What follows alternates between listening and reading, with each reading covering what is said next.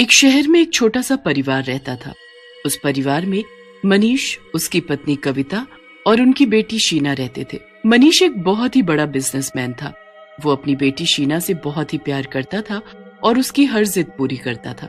शीना भी अपने पापा को बहुत प्यार करती थी क्योंकि उसके पापा उसे कभी किसी चीज के लिए मना नहीं करते थे। कविता को ये सब पसंद नहीं था। वो अक्सर मनीष को शीना की जिद पूरी करने से रोकती थी, पर मनीष को अपनी बेटी के आगे कुछ नहीं दिखता था। एक दिन ऐसा ही होता है। वो अपने पापा से गाड़ी की चाबी मांगती है।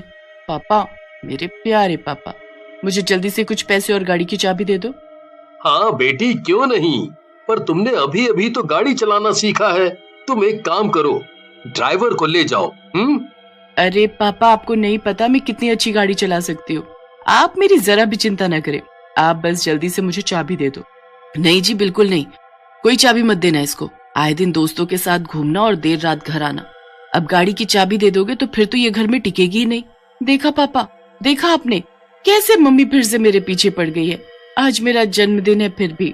तुम चुप करो कविता, ये मेरी बेटी और मेरा मामला है, तुम बीच में मत बोलो। ये लो बेटी, तुम चाबी लो और अच्छे से घूम कर आओ। ओह थैंक यू पापा, यू आर दी बेस्ट। पर पापा, ये चाबी तो आपकी गाड़ी की नहीं है। शीना गाड़ी की चाबी लेकर बाहर जाती है तो देखती है कि घर के बाहर एक नई चमचमाती गाड़ी खड़ी है। शीना तो उस गाड़ी को देखकर खुशी से झूम उठती है। ये मेरी नई गाड़ी है, वाव, ये तो वही गाड़ी है जो मैंने शोरूम में पसंद की थी। ये तो बेस्ट बर्थडे गिफ्ट है, थैंक यू पापा। शीना गाड़ी लेकर निकल जाती है। उसके बाद वो अपने दोस्तों के साथ शहर की सड़कों में यहाँ से वहां घूमती रहती है। यार शीना, अब बहुत रात हो गई है, मुझे देर हो रही है, मुझे तो घर छोड़ दो। चलो ठीक है, मैं तुम दोनों को तुम्हारे घर छोड़ देती हूँ। शीना अपने दोस्तों को घर छोड़ देती है और उसके बाद अकेले ही अपनी नई गाड़ी में सड़कों पर घूमने लगती है। घूमते घूमते वो काफी आगे निकल जाती है और रात भी काफी हो चुकी होती है, तो अंधेरा भी होता है। वो अपनी गाड़ी को खाली सड़क पर उल्टा सीधा चलाने लगती है, पर तभी सामने से एक ट्रक तेजी से आ जाता है। ट्रक वाला ट्रक रोकने की बहुत कोशिश करता है, पर शीना की गाड़ी बिल्कुल कुचल जाती है। वहां जल्दी से पुलिस आती है और शीना को हॉस्पिटल लेकर जाती है। वहां शीना के माँ बाप को भी बुलाया जाता है। सॉरी, पर हम आपकी बेटी को बचा नहीं पाए। नहीं नहीं, ऐसा नहीं हो सकता, हमारी बेटी नहीं मर सकती, वो हमें छोड़कर नहीं जा सकती। मनीष और कविता का रो रो कर बुरा हाल हो जाता है। वो बिना कुछ खाए पिए बस शीना की तस्वीर के आगे बैठे रहते हैं। वो शीना को बहुत याद करते हैं और उसे भुला ही नहीं पा रहे होते। मैंने बोला था ना कि मत दो इसे गाड़ी, पर आपने मेरी एक न सुनी और जाने कब नई गाड़ी उसे लाकर दे दी। मुझसे बहुत बड़ी गलती हो गई और इस गलती की सजा मैं जिंदगी भर भुगतूंगा।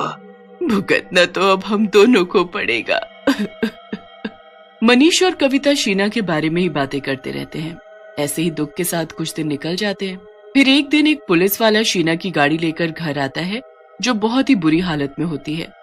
ये आपकी गाड़ी है, हमने सब जांच पड़ताल कर ली है, इसलिए अब आप इसे रख सकते हैं। मैं क्या करूंगा इसका, पर हाँ, ये मेरी बेटी की आखिरी निशानी है, इसीलिए मैं इसे हमेशा उस गैराज में बंद रखूंगा। मनीष उस गाड़ी को गैराज में बंद कर देता है।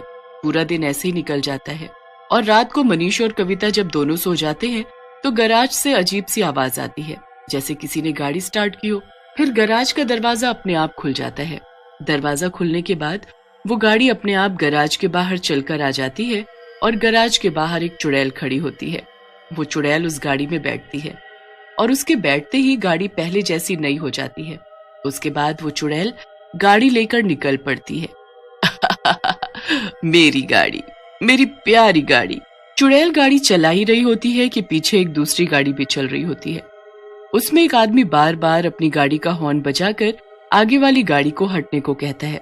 चुड़ैल को इस बात पर बड़ा गुस्सा आ जाता है कि उसे कौन हटने को बोल रहा है। अबे पागल औरत, ये क्या कर रही है? तू मुझे पागल बोल रहा है? चुड़ैल, अरे बाप रे, ये तो चुड़ैल है, बताओ रे, कोई मुझे बचाओ। वो आदमी अपनी गाड़ी वहीं छोड़कर अपनी जान बचाकर भाग जाता है, पर जाते जाते वो गाड़ी का नंबर नोट कर लेता है। कैसा मजा आया, भाग गया ना मुझसे डरकर। बड़ा आया था मेरी गाड़ी को हटाने वाला। पूरी रात वो चुड़ैल उस गाड़ी को लेकर सड़कों पर घूमती है और 4 बजने से पहले ही वापस उसे उसी गैराज में ले जाकर खड़ा कर देती है। सुबह होने पर मनीष के घर पुलिस आती है। वो आदमी भी साथ आता है जिसका पिछली रात चुड़ैल ने एक्सीडेंट किया होता है। क्या हुआ सर, आप यहाँ? इस आदमी ने कंप्लेंट की है तुम्हारी गाड़ी की और बोल रहा है उसमें एक चुड़ैल बैठी थी। चुड़ैल? ये कैसी बातें कर रहे हो आप? और मेरी गाड़ी जिसकी आप बात कर रहे हो, वो गाड़ी सड़क पर कैसे हो सकती है? उस गाड़ी की हालत तो स्टार्ट होने वाली भी नहीं है। मैं आपको अभी दिखाता हूँ। मनीष गैराज खोलकर पुलिस को उसकी गाड़ी की हालत दिखाता है। हे भगवान, यही गाड़ी तो थी, पर ये तो कितनी बुरी हालत में है। कल रात जब मैंने इसे देखा था तब तो ये बिल्कुल नई जैसी थी। कुछ दिन पहले इस गाड़ी से मेरी बेटी की मौत हुई थी और तभी से ये गाड़ी इस गैराज में बंद पड़ी है। हमने तो इस गैराज को खोल कर भी नहीं देखा। वो आदमी अपनी कंप्लेंट वापस ले लेता है और चला जाता है। पर अगली रात फिर से रात को 12 बजे गैराज के बाहर वही चुड़ैल आकर खड़ी हो जाती है। वो गैराज का दरवाजा अपने एक इशारे से खोल देती है। उसके बाद वो गाड़ी में बैठ जाती है। गाड़ी में बैठते ही गाड़ी अपने आप ठीक होने लगती है और वापस पहले जैसी नई हो जाती है। उसके बाद वो गाड़ी स्टार्ट करती है और निकल पड़ती है। सड़कों पर वो पागलों की तरह गाड़ी चलाती है, कभी इधर तो कभी उधर। आते जाते वो लोगों को परेशान करने लगती है। अब आओ, कौन आएगा? अब मारकर दिखाओ मुझे टक्कर। अब मेरा कोई कुछ नहीं बिगाड़ पाएगा।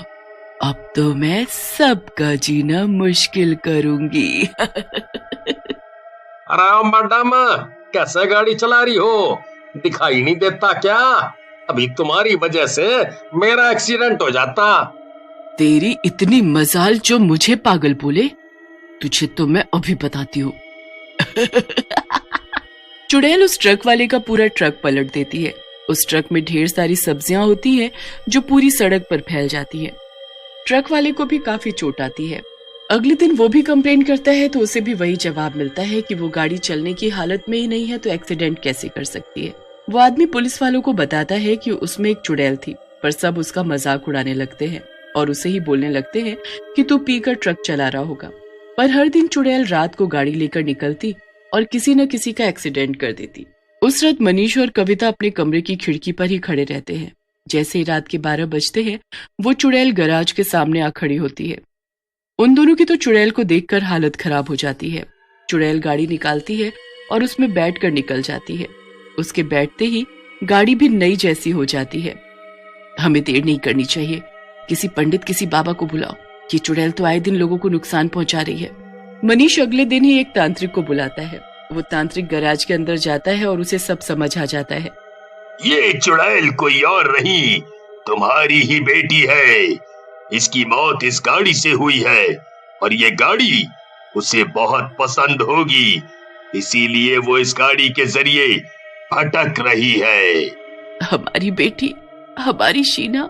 मरने के बाद कोई किसी की बेटी नहीं होती, वो बस एक चुड़ैल है, एक बुरी चुड़ैल जिसकी आत्मा को मुक्ति दिलाना बहुत जरूरी है, वरना वो कुछ भी कर सकती है। आपको जो ठीक लगे आप वो करो। मैं इस गाड़ी की पूजा कर रहा हूँ। अब वो चुड़ैल जैसे ही गाड़ी में बैठेगी भस्म हो जाएगी। ये गाड़ी और वो चुड़ैल दोनों उसी वक्त राख हो जाएंगे और तुम्हारी बेटी को मुक्ति मिल जाएगी। बस जो सही है आप वो करें। तांत्रिक उस गाड़ी की पूजा कर देते हैं। फिर रात को सब खिड़की से छुपकर चुड़ैल के आने का इंतजार करते हैं। जैसे ही 12 बजते हैं चुड़ैल गैराज से गाड़ी निकालती है और उसमें बैठ जाती है। उसके बैठते ही गाड़ी में एक धमाका होता है। चुड़ैल और गाड़ी दोनों राख हो जाते हैं। शीना की आत्मा को मुक्ति मिल जाती है। उसके बाद मनीष और कविता उस राख को नहर में बहा आते हैं।